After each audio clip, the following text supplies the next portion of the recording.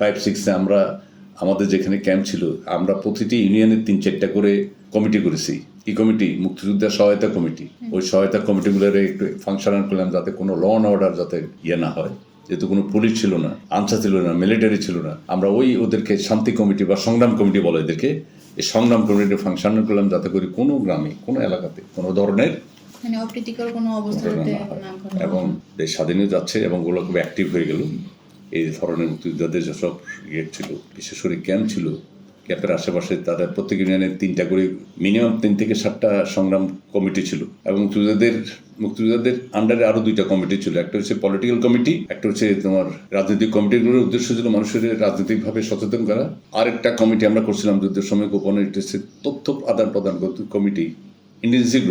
ইন্টেলিজেন্সি গ্রুপকে আরো সক্রিয় করা হলো যাতে করে, তাহলে 5টা গ্রুপ কাজ করছে, পলিটিক্যাল গ্রুপ, আরেকটা হচ্ছে ইন্টেলিজেন্সি গ্রুপ, আরেকটা হচ্ছে আর্মস গ্রুপ, 3টা, একটা হচ্ছে আর্মস গ্রুপ। ওই গ্রামে গ্রামে যেখানে এখন ক্যাম্প ছিল সেই আর্মস গ্রুপগুলোর সাথে পলিটিক্যাল গ্রুপ আর ইন্টেলিজেন্স গ্রুপ সমন্বয় করা হলো যাতে করে কোনো ধরনের